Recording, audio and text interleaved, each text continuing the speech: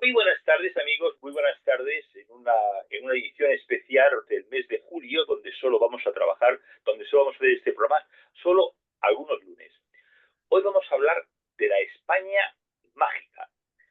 Buenas tardes, noches, ferrolanas, José Ignacio. ¿Qué tal? ¿Cómo estás?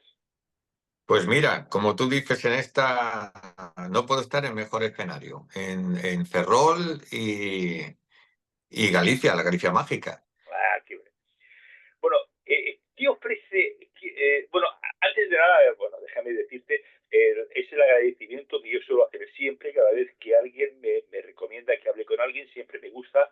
La primera cosa es agradecer a la persona que nos ha puesto en contacto, Ana Francisca García Treyes, del Foro ACE, en el que tú vas a estar el próximo mes de noviembre. Así es, sí.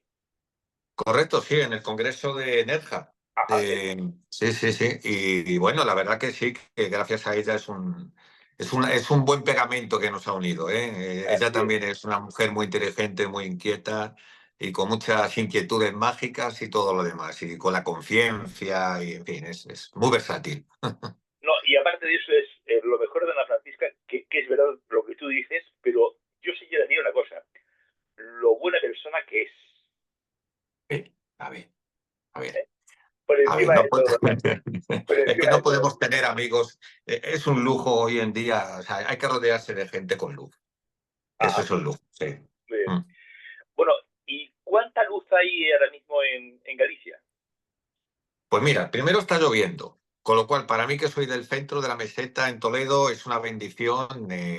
Hombre, todos buscamos siempre un poquito de playa y demás, pero para mí el clima este entra casi todos los frentes entran precisamente por Ferrol, no es como en el sur de Galicia. Y para mí es maravilloso porque, Antonio, te permite muchísimo hacer las cosas que a mí me gustan, que es la zapatilla, es decir, ir a los sitios mágicos, pulsarlos, con el calor, ir dentro de la meseta es imposible, o sea, te tienes que refugiar en casa. Y además te voy a decir una cosa, curiosamente muy poca gente sabe, Toledo, de donde yo vengo, si sabes que en el siglo XIII era conocido como la ciudad de la magia, la ciencia toletana, por el tema de las traducciones. Y curiosamente, eso que es muy conocido, es menos conocido que en la zona donde estoy aquí, en la costa ártabra y el país de los ártabros, que es Ferrolterra, hay una raíz celta que se llama Aidón, que es los que conocen la magia, bueno, es incluso precelta. Y aquí era el país de los eudiones, es decir, de los magos. O sea, que estoy también en otra comarca que es de los magos. O sea, no me salgo de la magia, Antonio. ¿Pero eso porque tú lo buscas o porque ellos te buscan a ti? Hombre, pues yo creo que es un dulce encuentro, porque yo, la verdad, mira, a diferencia de toda España, que me encanta toda España, yo he viajado también fuera, pero yo creo que cualquier punto de aquí, simplemente en la comarca, es impresionante. Cualquier punto de España tiene una historia desconocida, pero es que Galicia lo bueno que tiene es que te vas a sitios tocados por ese misterio y es que no ves a nadie. O sea, a mí me sorprende muchísimo. Yo he estado, por ejemplo, en una dolmen súper antiguo, o sea, está considerado como más de 8.000 años de antigüedad, dedicado, se llama La Pena Molesa, dedicado también a lo que era lo que se llama la barca del más allá, porque está orientado, ¿no? A cada 19 años está orientado a la Luna. Y es un ejemplo único en Europa, ¿eh? Hay otros, pero este está considerado por los antropólogos y la gente que se dedica al tema de la astronomía y todo. En fin, y es un lugar muy especial y vas y lo puedes pulsar solo. O sea, puedes acceder solo, puedes interactuar solo, puedes escuchar los pájaros, sentir tus pies. Para mí eso está en estado puro. O sea, tú te metes en el corazón de la Catedral de Toledo y estás rodeado de un enjambre de personas que no te dejan esa introspección. Pero el poder acceder a castros celtas, a lugares de poder, a castillos como el otro día, el castillo de Naraío, de los famosos Andrade, o sea, en lugares impresionantes, donde no te cobran entrada, donde puedes estar tú solo respirando el lugar. Por eso digo que para mí el norte, lo que conozco, que es Galicia mucho, es donde está la magia más en estado puro porque no se ha estropeado todavía en fin, por tiempos modernos. Galicia más allá un poco de la parte turística, ¿no? Es decir, Claro, más allá de claro. la parte turística. Claro, el sur también hay sitios que si te sales de las rutas turísticas también sucede lo mismo. Pero ya esta parte que estoy yo, yo siempre digo que la gran desconocida es entre Ferrol hacia Asturias, toda esa costa la recomiendo muchísimo. Y haces un vértice hacia el interior de Lugo, Mondoñedo, y ya te metes por Taramundi, que ya te metes en Asturias. Mira, ahí te puedes ir tramos de carreteras comarcales que no te cruzas con un coche en horas.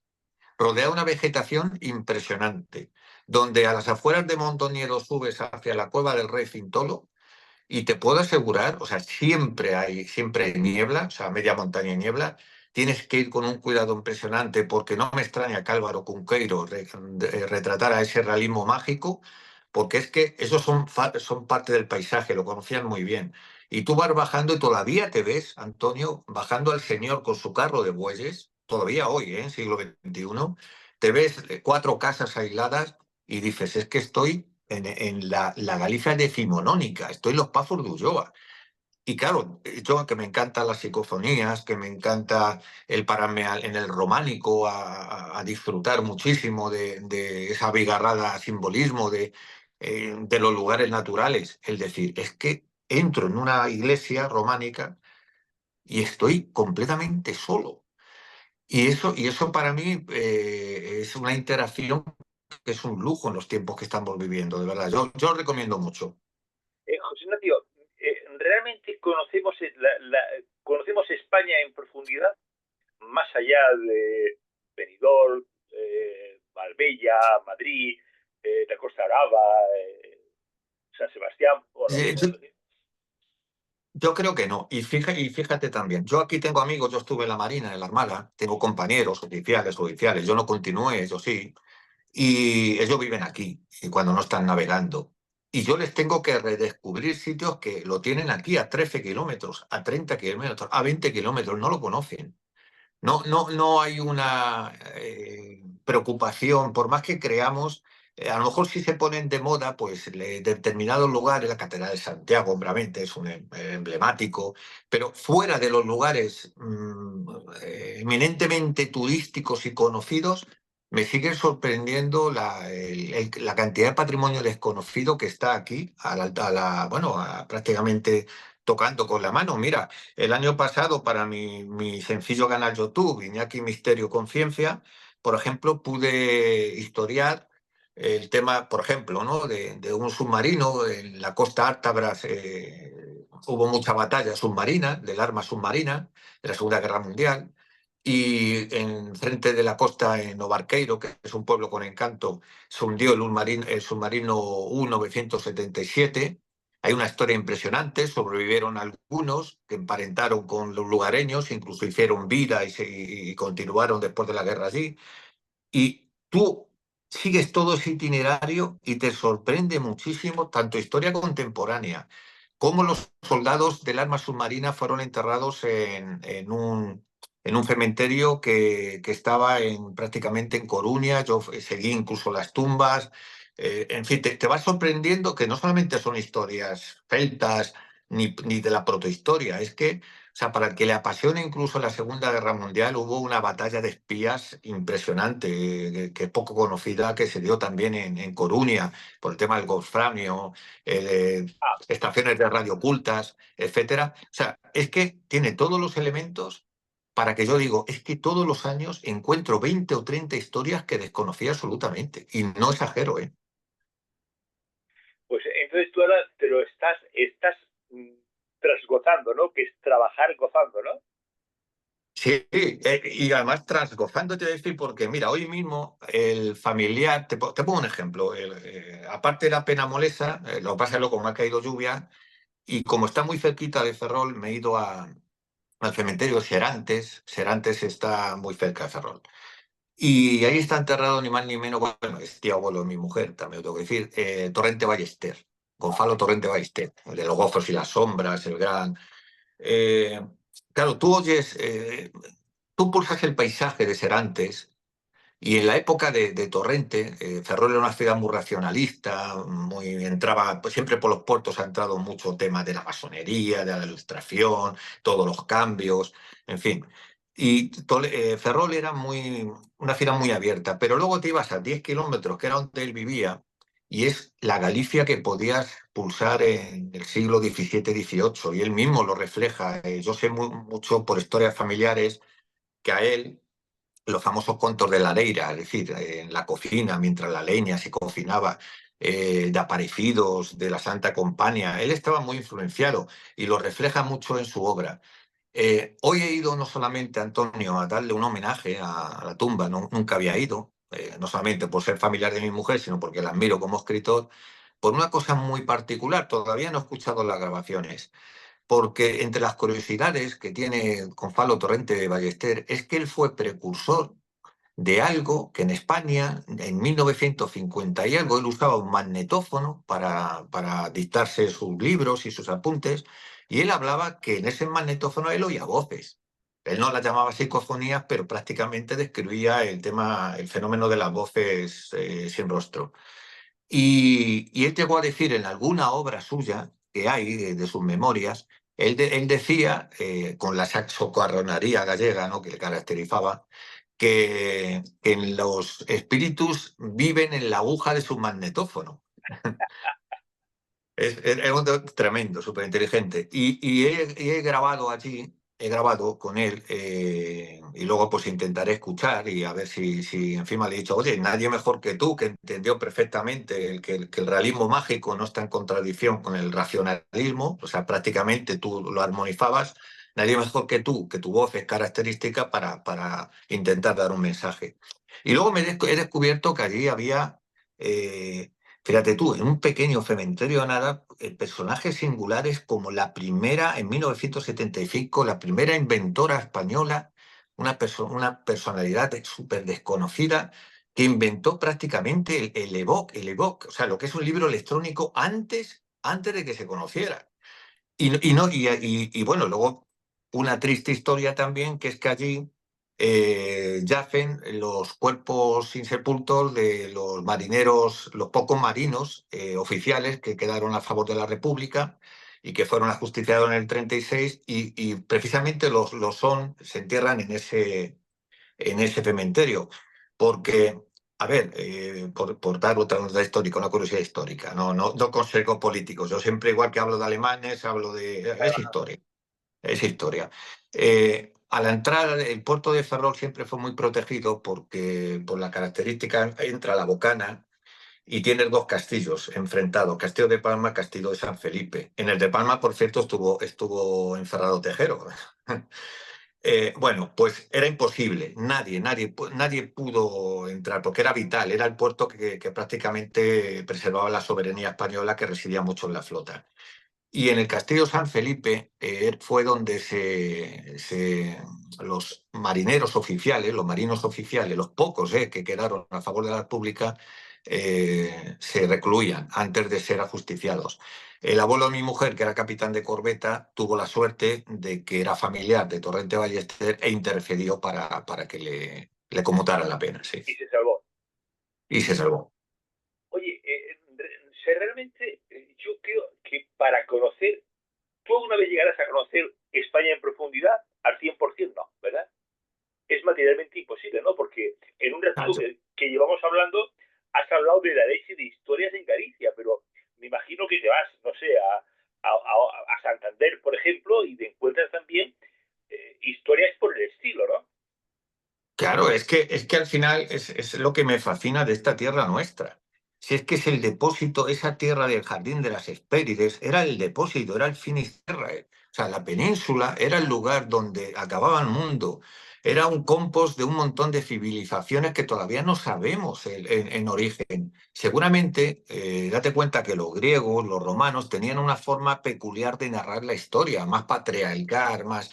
Pero aquí tuvo mucha presencia tanto las sacerdotisas femeninas, es decir, es que es imposible el poder pulsar. Aquí, por ejemplo, en Tierra del Noroeste, lo que se llama las cariátides, la ruta que se veía al estaño, que iba también a la Bretaña. O sea, era un lugar de paso donde te puedes encontrar restos vikingos, restos de culturas también. Mira, Prisciliano estaba muy influido incluso por elementos de la magia de propio Egipto, o sea, que había llegado hasta el noroeste de España. O sea, que te pones a tirar de la historia y la historia es un relato provisional. Es como decía este padre de la historia, no recuerdo el nombre, decía, es narración, en griego es narración. Entonces la narración, alejado de los hechos, aparte que siempre se cuenta de una manera peculiar, Sesgada, pero ¿no?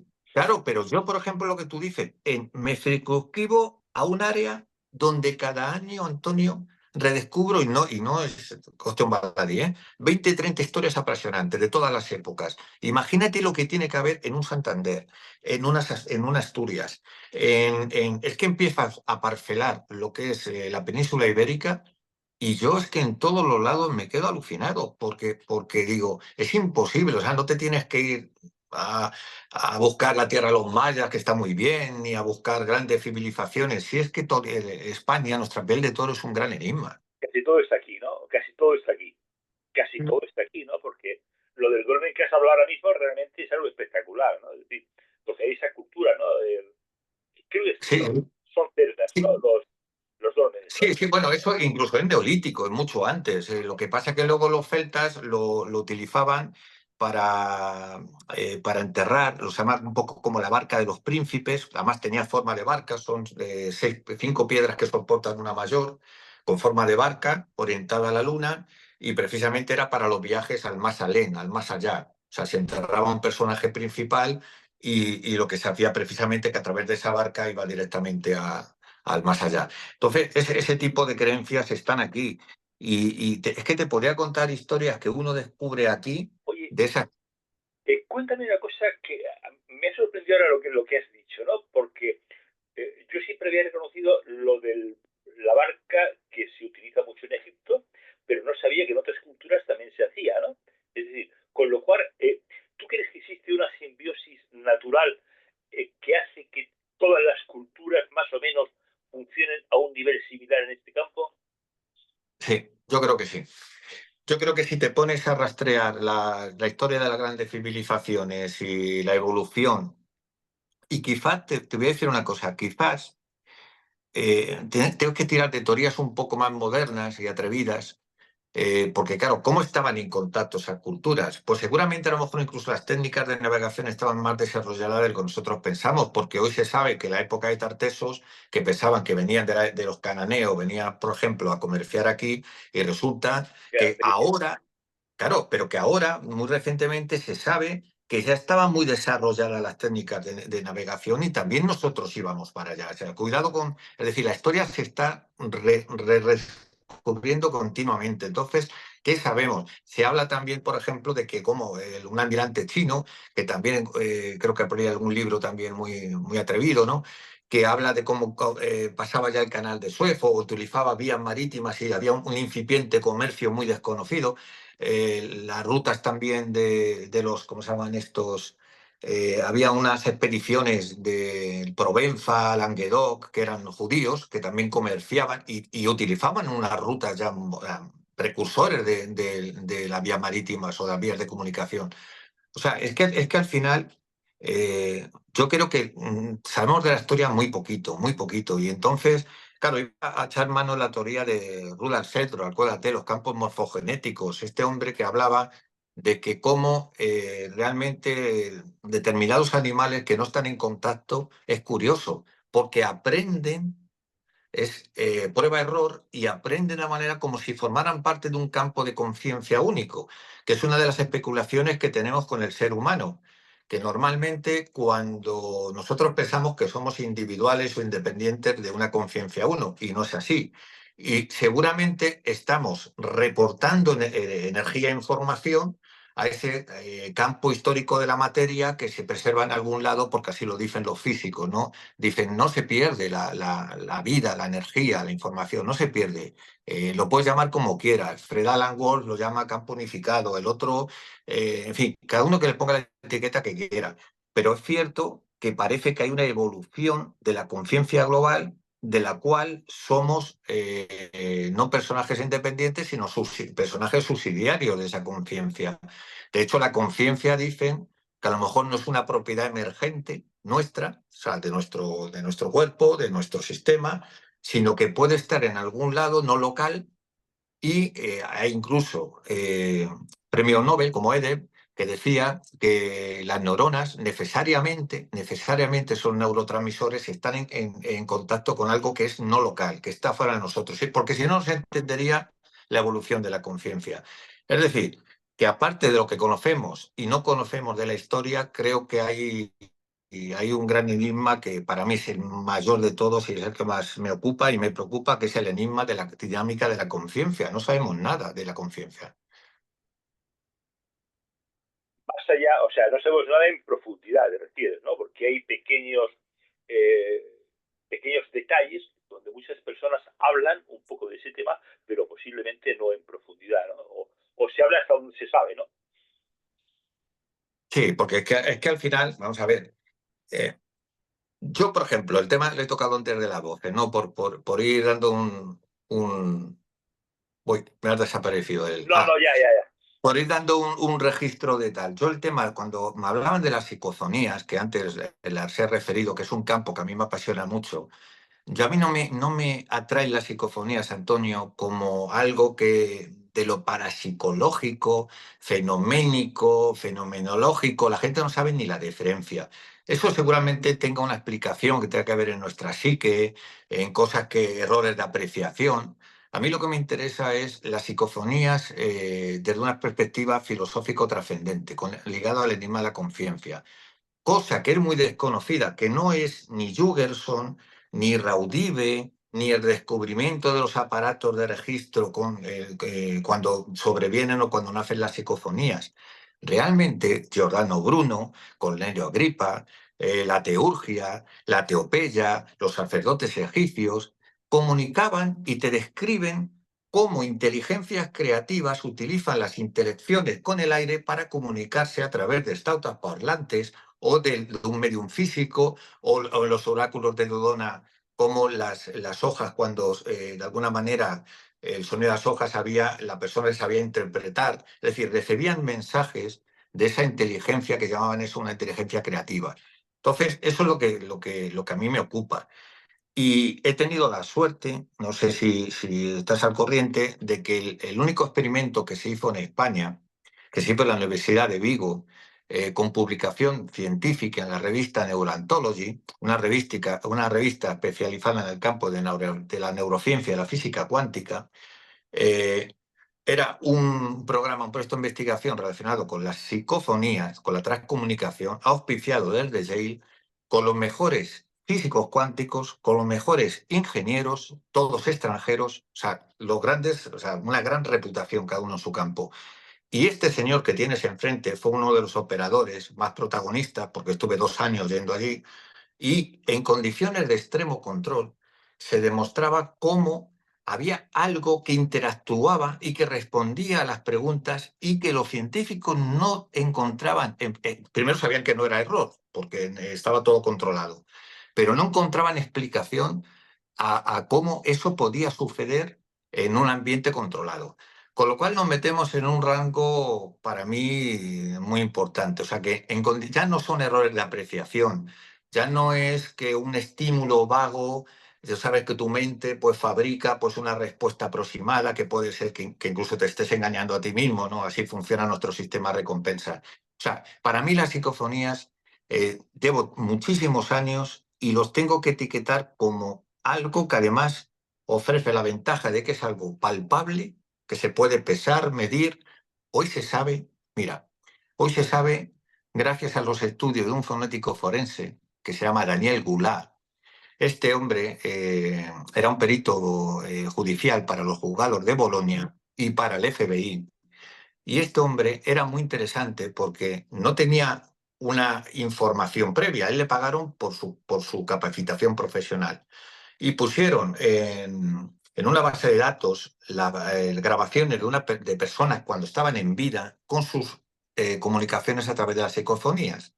Y él que con aparatos de última generación, los que utilizaba para testar las grabaciones en los juzgados, dijo, si yo tuviera que ir ante un juez, tendría que decir que las personas que dicen ser Chiara Lenzi o, por ejemplo, tampoco una identidad, es la persona que es.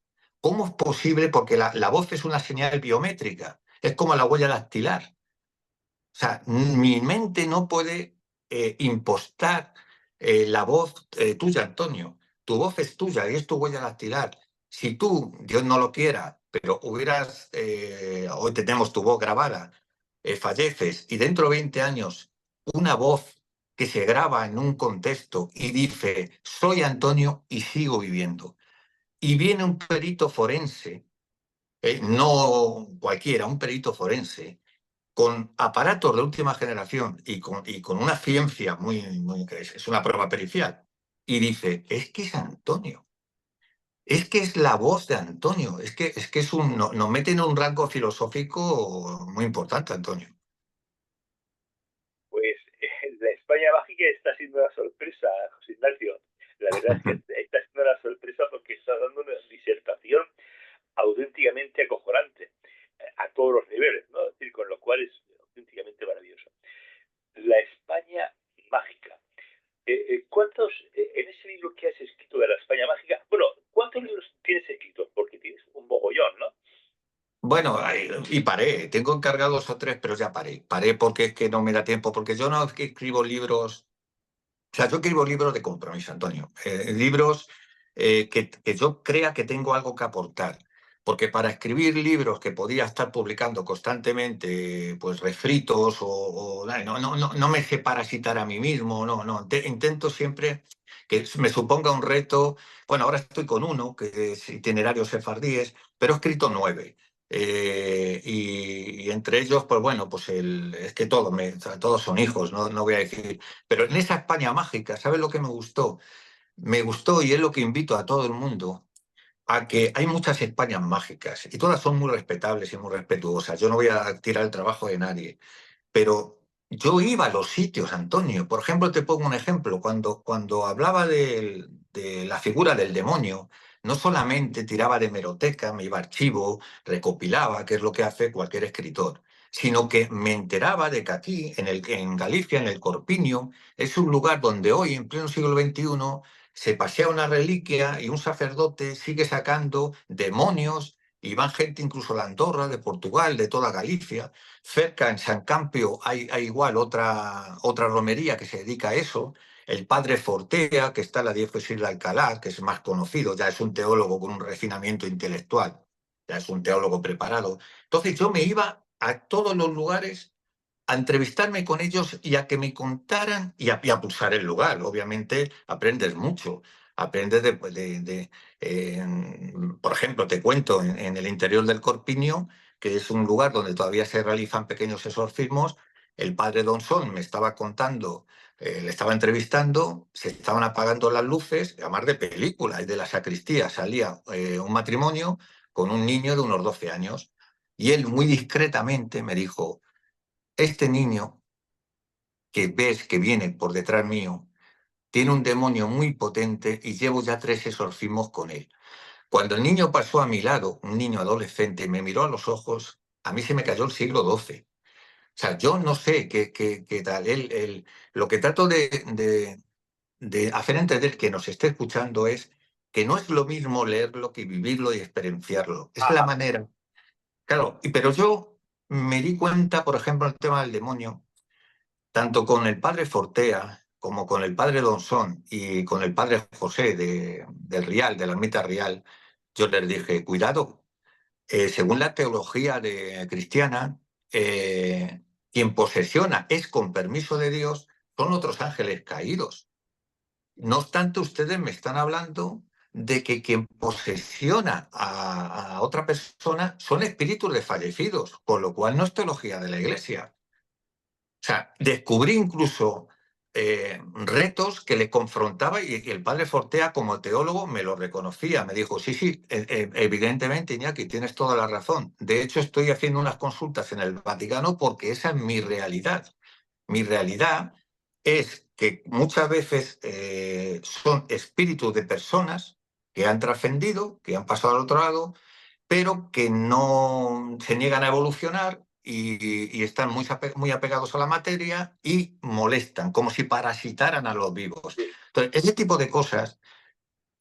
de cosas que me fascinaban, te digo otra, cuando hablo en otro capítulo de las sociedades secretas, me sorprendía muchísimo cómo hay multitud de órdenes neotemplarias, como la OSMTG, y por entonces el gran maestre era Josep Buixeda, un hombre muy inteligente, muy culto, y a mí me sorprendía muchísimo cómo cuando yo le hago la entrevista, porque el tema de sociedades secretas, ahí sí me considero un especialista, porque el esoterismo real es mi campo. Claro, me sorprendía muchísimo. Digo, bueno, ¿y vosotros en qué fundamentáis vuestra tradición? ¿En qué os fundamentáis? Y él me hablaba, pues la carta al Armenius o la carta Transmissionis. La carta al Armenius es que cuando Jacques de Molay, el último maestro templario, está en prisión y antes de ser ajusticiado, supuestamente le escribe una carta a un tal el armenio, o sea, por su origen, donde le hace su sucesor para que en la sombra hubiera una cadena de grandes maestres, ¿vale? Y el problema es que yo, como le dije, digo, pero eso es una falsificación. O sea, cualquier persona sabe que es una falsificación que se hizo en la corte de Orleans, que la hizo el padre Bonani, que fue un jesuita, y de hecho, incluso la falsificación de la carta, fíjate, responde a algo que es la masonería del siglo XVIII, que se empecinó en recuperar los mitos templarios y era un sistema criptográfico de la masonería del siglo XVIII, ni siquiera el del siglo XIV. O sea, es que hoy en día se sabe perfectamente porque está historiado todos esos libelos que se han levantado, por ejemplo, alrededor de los templarios. Podría matarte muchísimos mitos templarios, Antonio. Yo sé que a la gente le apasiona, pero es lo que le decía yo muchas veces. Digo, la historia, cuando está demostrada, nos apasionan los enigmas, nos apasionan los misterios, pero cuando la historia demuestra que no hay enigma, hay que plegarse y hay que rendirse a la historia. Y en el caso, por ejemplo, los templarios, eh, es curioso, por seguir esa cadena de transmisión. Esa cadena de transmisión de varios maestres en la sombra llega hasta prácticamente la postrimería de la Revolución Francesa. El último es el conde de Cossé-Brissac, cuyo médico era el doctor Ledru, y cuando éste muere, le decapitan en la Revolución Francesa, el hijo del doctor Ledru encuentra esta carta Transmissionis y él dice, ah, bueno, pues entonces contacta con Fabre Lapère, que era una persona muy histrónica también, muy apasionada de los templarios, y dice, yo soy el siguiente gran maestre del temple.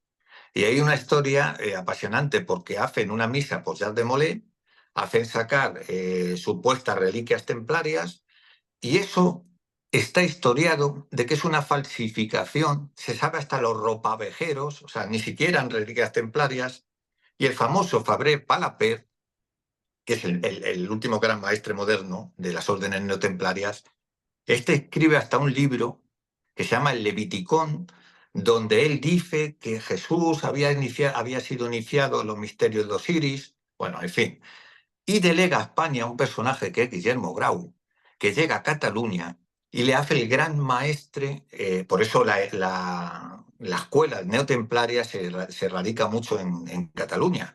A través de Grau, él llega, que otro personaje histrónico, que él decía que era descendiente del Moctezuma, con lo cual dice, aparte de gran maestre templario en España, también soy Guillermo Grau III Moctezuma. Es decir, eran personajes completamente histrónicos. O sea, la historia del esoterismo en Occidente está muy mal narrada, Antonio. Hay muchos mitos que hay que corregir.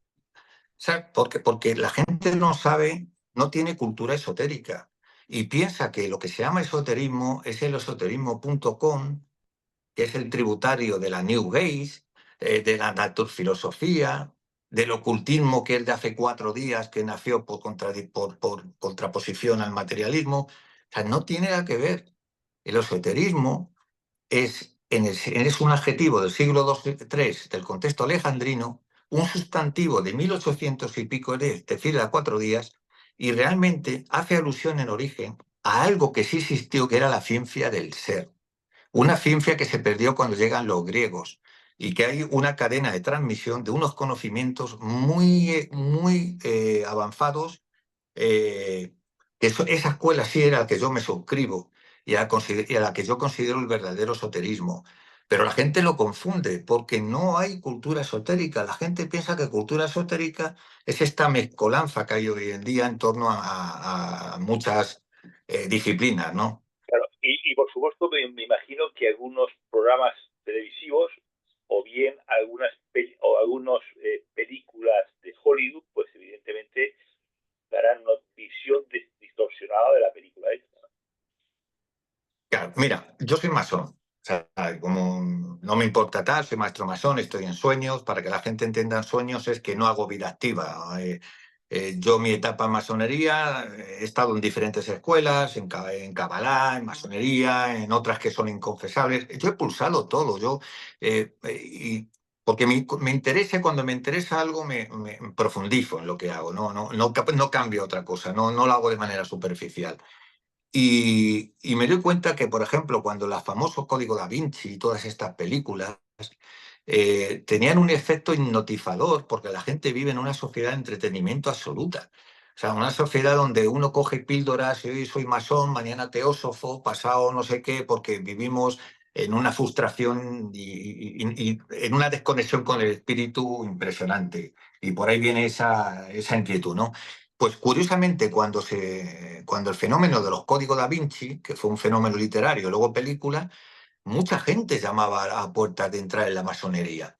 O sea, la gente confunde muchísimo y te tengo que decir que ni siquiera la masonería, y te lo dice un masón que ha estado en Ginebra hablando con los altos grados de Ginebra, en Tel Aviv con mi amigo León Feldis, que era el gran maestro de la masonería israelí, hablando del Arca de Alianza, de todos estos mitos. Es decir, no creas o sea, he hecho un recorrido bastante amplio, incluso de historiadores de la propia orden masónica. Y muy poca gente, no hay ni cultura esotérica dentro de la masonería. Se perdió, Antonio, se perdió la cultura esotérica hace mucho tiempo. Tú hablas con esto y muchos masones no saben de dónde vienen ni siquiera los mitos ocultistas que están en la propia orden masónica, ni saben que la orden masónica tiene unos orígenes en el cristianismo, por ejemplo.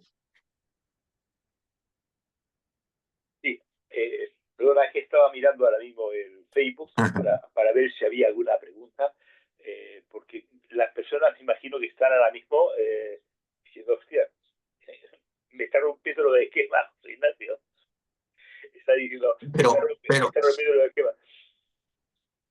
pero Antonio, no, a ver, yo no lo digo por romper los esquemas, lo No, no, digo no, no, porque lo sé, muchas lo veces sé. cuando doy sobre información, yo digo siempre mata al gurú, mata al maestro, pero mata también a dar por hecho cosas que si te demuestran y profundiza y revalúate y no pasa nada, porque ya te digo, yo he hablado muchas veces con masones que no saben precisamente de que la masonería viene de un contexto de los monasterios cristianos.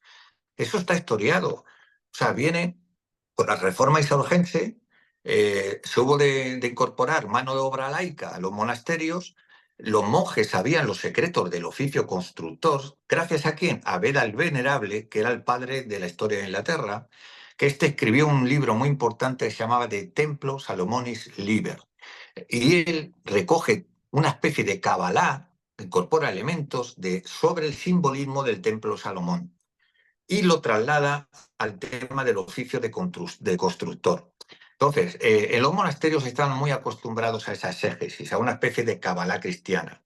Entonces, cuando la reforma insurgense necesitan incorporar mano de obra laica, incorporan dos figuras que se llaman el frate Barbatis y el frate Conversi, que son los que dan lugar a las corporaciones masónicas laicas. Esos personajes, o sea, nacen en el contexto de los monasterios. Y eso, pues, yo entiendo que es muy desconocido. Y luego, en Europa hay una imperofobia, que Perdón, todos lo ¿una qué? sabemos. ¿Una qué? Hay una imperofobia con todo en España. La Inquisición nos la han vendido fue peor la protestante que la nuestra, y ni siquiera nosotros la creamos, que fueron los franceses.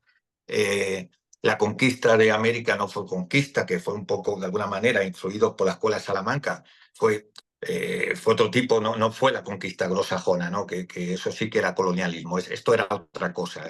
Se equiparaban derechos al conquistado con el conquistador. Esto era otra cosa. Bueno, pues hay otra imperofobia, que es la del esoterismo. Mira, están historiando el esoterismo grandes historiadores, que además muchos de ellos son masones, en la escuela de Fabré, en Francia y en otros organismos. En España no lo hay, porque en España los historiadores piensan que esto del esoterismo es una cosa de televisiones, en fin, una cosa que menoscaba, que quita prestigio, que contamina un poco, ¿no? Y están narrando la historia del esoterismo desde el punto de vista de que los españoles prácticamente, nuestro papel fue testimonial, cuando fue el papel protagonista, gracias a algo que es lo que se llama la Escuela de Traductores, que fue el laboratorio, De Toledo, la ¿no? Escuela de Traductores de Toledo, que fue el laboratorio de creencias que cambió la Europa tal como lo conocemos. ¿Por qué? Porque cuando termina el mundo clásico, los filósofos se van a la zona de Arán, es decir, por la zona de Persia. Allí coinciden los filósofos después con la dominación árabe, coinciden con cofradías como los Hermanos de la Pureza, con una serie de cofradías muy importantes.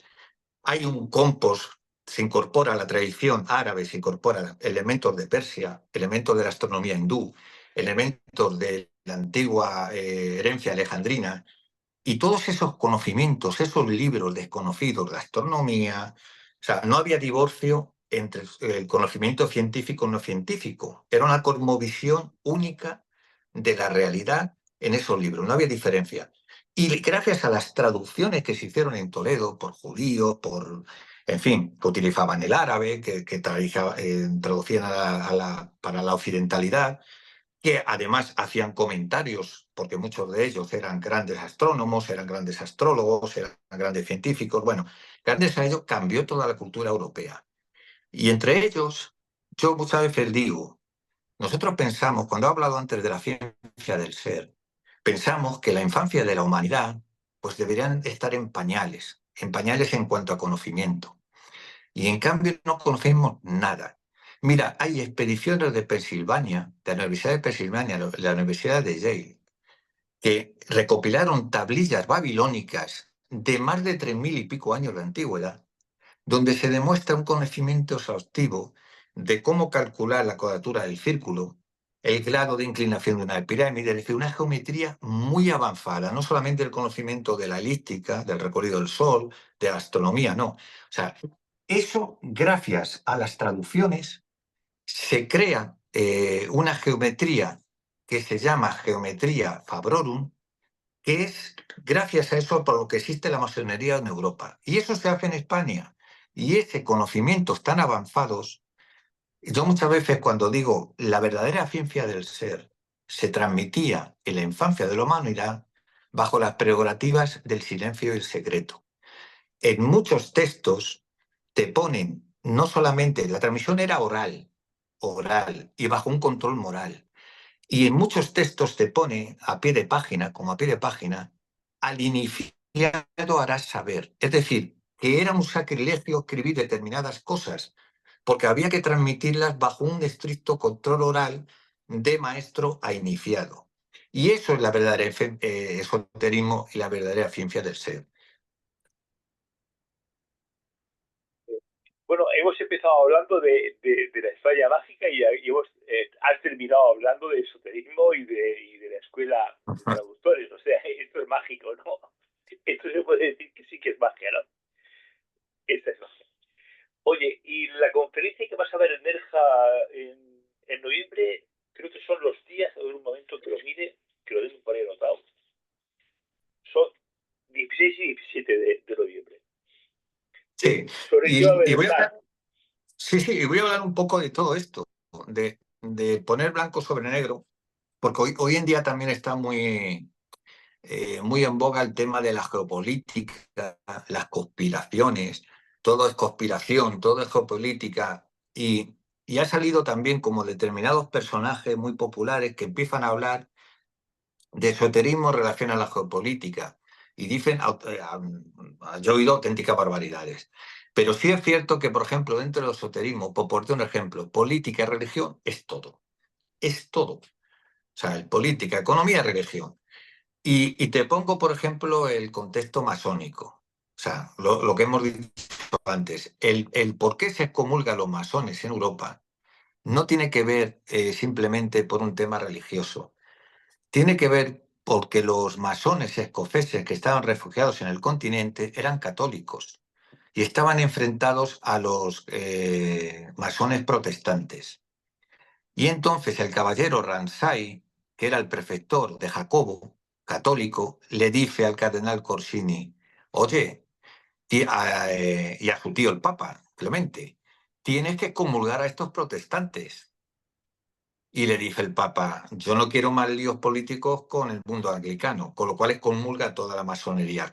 Quiero decir que cuando incluso todo lo que tiene que ver con la historia del esoterismo está caracterizado también por un contexto político, siempre político religioso. Tú has oído hablar como mucha gente de los Rosacruces. Sí, Los de hecho, Rosacruces, los Rosacruces fueron un libelo que se escribió alrededor de una profecía que se llamaba Naumatia y que se hizo, fíjate tú, por política y religión. Ensalzaba la figura del príncipe Felipe, que era el que encabezaba la Liga Protestante, para decir que la profecía era, digamos, el señalado, ¿no? El que iba a salvar de los rigores del catolicismo. Bueno, claro, porque estaban enfrentados a los Habsburgo y al catolicismo. Fíjate cómo hasta las escuelas esotéricas son instrumentalizadas para crear con fines políticos un estado de opinión a través del control de las masas y el control de las emociones humanas. Eso no es nuevo. sí, ahora hablamos de conspiraciones cuando eso ha existido siempre, ¿no? Siempre ha existido el tema de las conspiraciones, ¿no? Digamos que son intrínsecas con el ser humano de siempre. Sí, es conspiración y conspiración es todo, porque si te das cuenta en el tema que estamos ahora, que en las fronteras del transhumanismo, eh, es que no hay ni voz crítica ni resistencia crítica. O sea, hay una crisis de valores, y sobre todo intelectual, cultural, de protesta. O sea, es que hoy en día hay una crisis global que las élites ya lo... o sea, es que nos manejan como quieren y eso no me lo estoy inventando yo, sino que son hechos probados.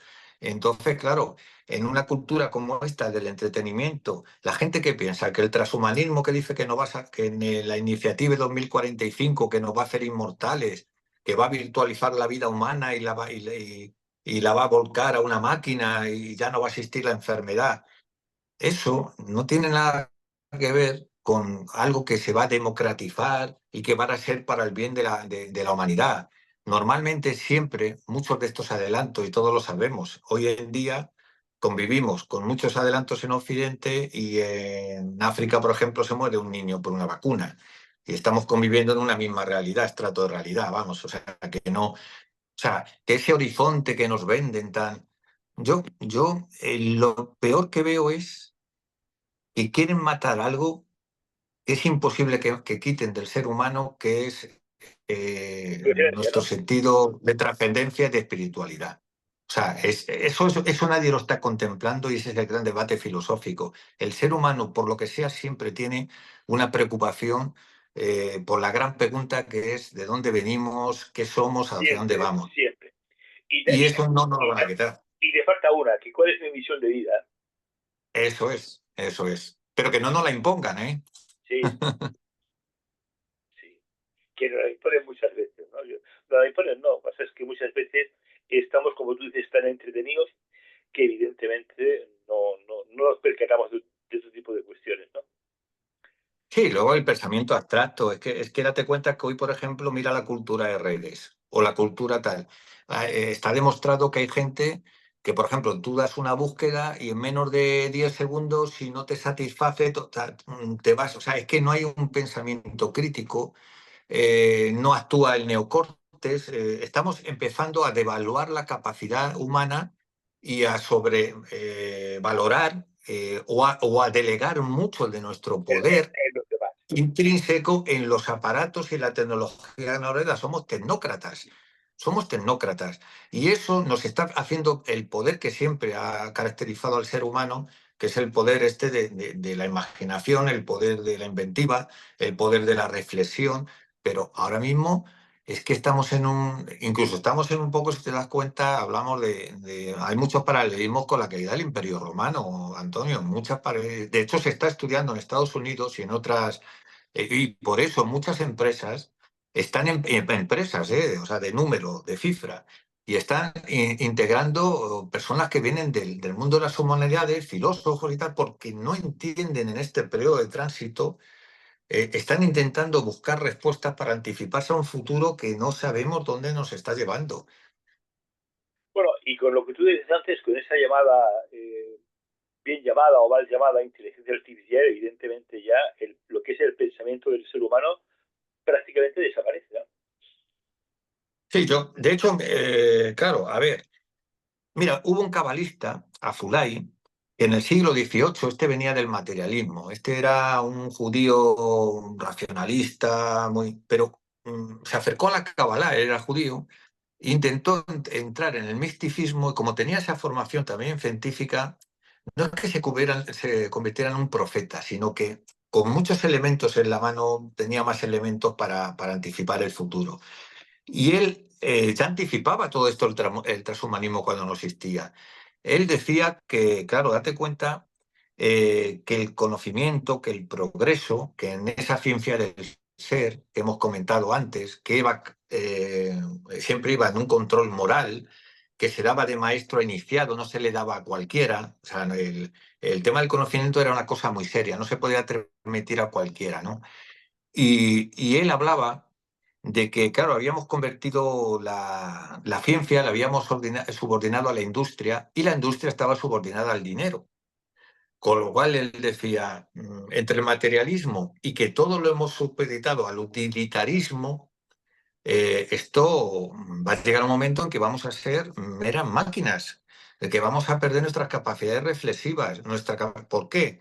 Porque el dinero es el gran patrón también. Y si te das cuenta, es verdad en una cosa. Eh, por ejemplo, determinadas enfermedades raras, como no son rentables para la industria, no las estudian. O sea, ¿por qué? Porque hay un criterio económico, el criterio del valor añadido. Ese criterio económico da igual la vida humana, eso es lo que quiero dar a entender. Entonces, mm, Hablamos un poco del tema económico, pero te has dejado un poco del tema, a mi juicio, el tema del poder, sí, del sí, poder real, ¿no? Del poder real, de ese poder que claro, realmente es lo que nos maneja un poco a todos, ¿no? Los que nos quieren arrebatar el alma. claro, porque date cuenta de lo que digo, mira, la ciencia del ser, el verdadero esoterismo, ¿sabes cuándo acaba? Cuando vienen los griegos, porque los griegos son los que rompen la gran tradición de la ciencia del ser, esa cadena de conocimiento que se transmitía bajo un orden moral. ¿Por qué?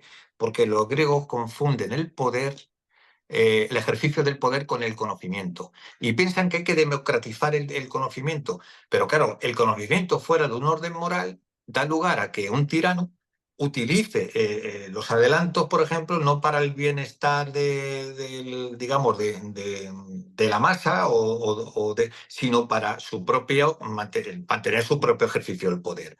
Eso está demostrado. Y de hecho, por ejemplo, las religiones mistéricas, eh, los misterios, cuando llegan ya prácticamente esa época, se vendían al mejor postor. Eran una forma más de poder. O sea, solamente podías llegar a evolucionar y a través de los misterios comprados, era una compraventa, gente que tenía poder, que se asemejaba a los antiguos príncipes o reyes o la figura del héroe, que eran los únicos que podían convertirse en estrellas. Bueno, pues el problema del conocimiento fuera de un control moral te da que la energía atómica es buena para mucho, tiene muchos usos, pero también te fabrica una bomba atómica y nos mete en el lío de lo que estamos viviendo hoy. Pero no solamente eso, es que es tal, si te das cuenta por qué, y yo lo he vivido, por qué las élites tienen tanta inclinación por el poder. Porque el único reducto que les falta para tenerlo todo bajo control es el tema que les da mucho miedo a ellos mismos, porque son humanos también, la irracionalidad humana. Mira, la mayoría de masones del siglo XVIII eran todos nobles, reyes, casi todas las casas, los reyes y los nobles de Europa, incluso los grandes abades, o sea, y grandes príncipes de la iglesia, eran masones. ¿Qué les atraía de la masonería? Les atraía algo que el caballero Ramsay se había inventado mucho, que eran los antiguos mitos que entroncan con esa parte del ser humano, la magia, el control de lo irracional, el cómo tener los ingredientes es decir, todo lo que más asusta al ser humano es lo que no puede controlar, lo incontrolable. Entonces ellos pensaban que necesariamente, y hoy ocurre lo mismo, necesariamente en sociedades secretas, en sociedades tradicionales iniciáticas, estructuras federadas de poder, ahí debe de residir un poder que forma parte de esa irracionalidad. Y si controlamos ese poder sobre la magia, sobre la racionalidad, sobre lo que no dominamos, ya tenemos el poder absoluto. Y esto que te está diciendo Sergio Carmona, mira, yo fui a dar unas conferencias a Estados Unidos y México y cuento una anécdota que viví en primera persona. No cuento nada que haya leído, no, que me contaron en primera persona. Resulta que allí en Tijuana, que es una de las ciudades fronterizas más peligrosas del mundo, había un personaje con muchísimo poder. Yo sé el nombre y apellido. Y las élites de allí, o sea, en las cenas de sociedad, te contaban tranquilamente cómo hay mucho refugiado haitiano, hay mucho mago haitiano que se refugió en Tijuana, cómo la vida del pobre no cuenta para nada, o sea, no cotiza para nadie, nadie pregunta, se hacen sacrificios humanos. Y esta persona llegaba a ser un sociópata del poder que mandaba hacer hasta sacrificios humanos. Fíjate hasta dónde llegan los delirios de esta gente que confunde lo prohibido, lo oscuro, y piensa que eso es esoterismo cuando el esoterismo es una ciencia del ser. Es todo lo contrario, es luz. Pero ellos lo convierten en oscuridad. Y tú dices, ¿cómo es posible que una persona dueña de multitud, no voy a decir de qué negocio porque ya se identificaría la persona, de multitud de un entramado que salía, yo lo he visto en fotos con Trump, lo he visto en fotos con grandes personajes de la vida pública?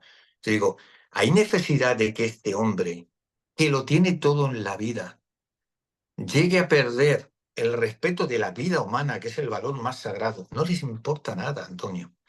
No les importamos nada. Nada.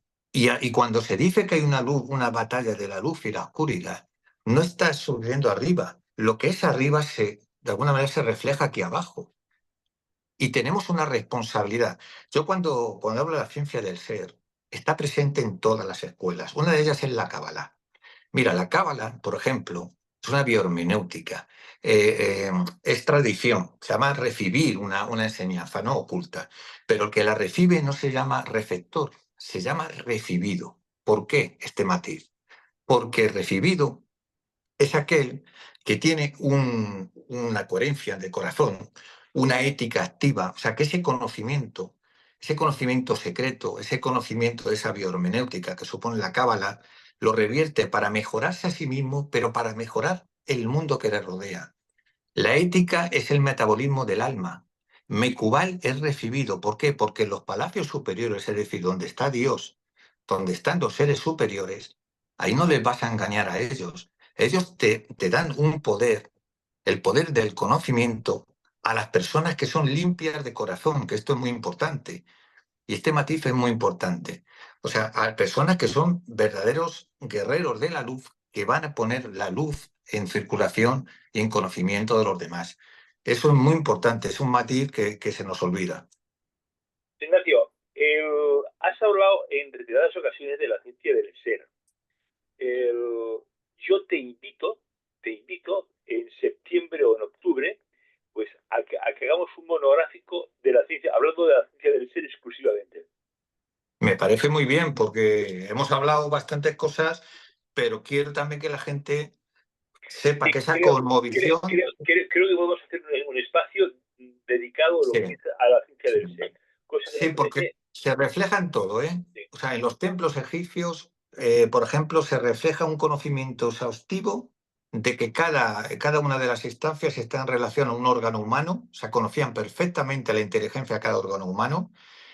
Utilizaban, por ejemplo, la piedra del interior de la cantera, que tiene una ionización negativa, porque eso ralentiza el envejecimiento, influye en el nervio vagotónico. Es decir, cuando tú entras en un templo y tú dices, ay, me encuentro raro, me encuentro en un estado diferente, es porque hasta la calidad de la piedra se ha utilizado con una ionización diferente. O sea, eso es la ciencia del ser. Era una cosmovisión que afectaba a cómo se construye.